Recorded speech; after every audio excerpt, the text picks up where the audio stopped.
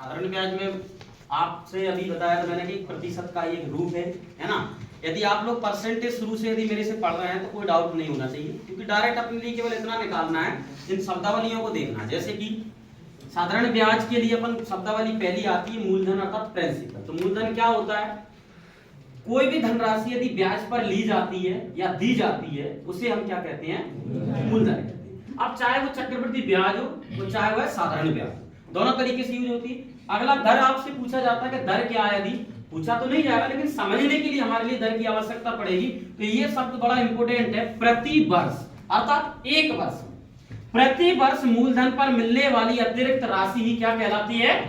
अतिरिक्त राशि क्या कहलाती है? हमारी दर कहलाती है। जैसे कि मैंने अभी बताया कि मूलधन मान लीजिए B है और समय मान लो एक वर्ष दिया है प्रति यानी बटे में, और उस पर मिलने वाला ब्याज SI जो भी मिल रहा है, जितना भी मिलता है उसे क्या कहते हैं? हम ब्याज की दर कहते हैं। जैसे कि हम जानते हैं यदि P/1 का मल्टीप्लाई आप R में करोगे तो ये क्या हो जाएगा? SI बराबर कितना हो जाएगा? Simple interest is equal to principal into rate of interest into time, अर्थात अपॉन में 100। ये हमारे लिए रटा दिया जाता है, ये एक तरीके से ट्रिकी होती है। यदि हम कंसेप्ट में बात करते हैं तो कंसेप्ट क्या होता है कि प्रतिशत हटाने के लिए 100 का डिवाइड करते हैं। इसलिए जब हम R का मान पुट करते हैं तो उस समय हम परसेंटेज वैल्यू नहीं लिखते, डायरेक्ट 5% नहीं लिखते, हम 5 अकेला लिख के नीचे 100 लिख देते हैं। ऐसा करते हैं कि नहीं? कभी हमने आज तक ऑब्जेक्शन नहीं किया कि सर ऐसा क्यों करते हैं। उस बात को देखने के लिए हमने अभी जाना कि परसेंट हटाने के लिए 100 का डिवाइड करते हैं, इसीलिए इसमें 100 लिखा हुआ होता है, अर्थात हम इसी के लिए फॉर्मूला के रूप में या सूत्र के रूप में प्रयोग करने लगते हैं। नेक्स्ट,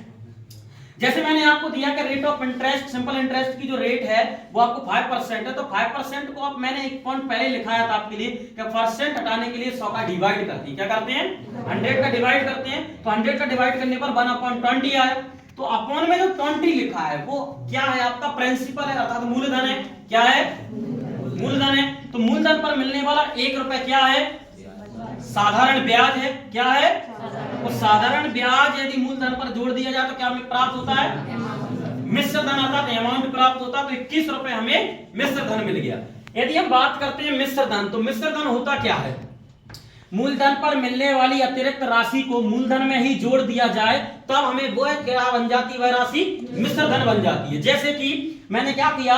मिश्र धन यानी कि amount is equal to principal plus simple interest, अर्थात हमने प्रिंसिपल अर्थात मूलधन में क्या जोड़ दिया? साधारण ब्याज जोड़ दिया, तो हमें क्या बन गया? मिश्र धन बन गया।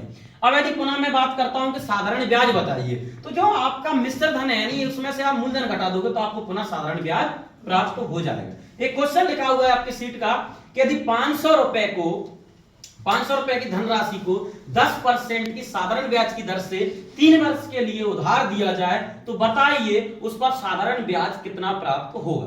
तो अपन ने देखा इसको दो तरीके से किया जा सकता है। यदि आप लोगों को पता है कि 10% का अर्थ होता है कितना होता है? 1/10, अर्थात 10 रुपए पर 1 वर्ष का हमें 1 रुपए ब्याज मिला, और हमसे कहा गया 3 वर्ष का, 3 वर्ष का कहा गया, इसीलिए मैंने क्या कर दिया? उसमें 3 का मल्टीप्लाई कर दिया, तो वो कितना आ गया? 3/10 हो गया। इसका मतलब 10 रुपए पर 3 वर्ष में मुझे 3 रुपए अतिरिक्त राशि मिलेगी। यही अतिरिक्त राशि साधारण ब्याज कहलाएगी। अब अपने लिए कराना है तुलना। तो गणित का, संपूर्ण गणित का एक नियम पढ़ाया मैंने आपके लिए कि जो दिया जाए उसके साथ तुलना करते हैं। जैसे आपको मूलधन दिया गया है तो नीचे मूलधन है 10 बराबर कितना हो जाएगा? 500। 1 बराबर कितना हो जाएगा? 50। 1 बराबर कितना हो जाएगा? 50। तो 1 बराबर जो मान आ गया, जो पूछा जाता है उसी का गुणा करते हैं। हमसे पूछा गया साधारण ब्याज, तो 10 रुपए पर 3 वर्ष में 3 रुपए ब्याज मिलेगा। 1 वर्ष में 1 मिल रहा तो 3 वर्ष में कितना मिलेगा? 3 रुपए। इसलिए हमने 3 का उसमें गुणा कर दिया, तो 50 दिया, कितना हो जाएगा? 150, अर्थात इस पर मिलने वाला साधारण ब्याज का मान कितना हो जाएगा? 150। यदि हमसे मिश्र धन पूछा जाता तो हम जानते हैं 10 रुपए पर 3 रुपए अतिरिक्त राशि मिली है, 10 और 3 कितना हो जाएगा जोड़ के? 13, और 50 में आप सीधे 13 का गुणा करेंगे, 13 पंजे 65, 650 आपके पास मिश्र धन भी प्राप्त हो जाएगा। किसी को कोई डाउट नहीं है? मतलब इसी तरह से हम आसान भाषा में कर सकते हैं। चलिए आगे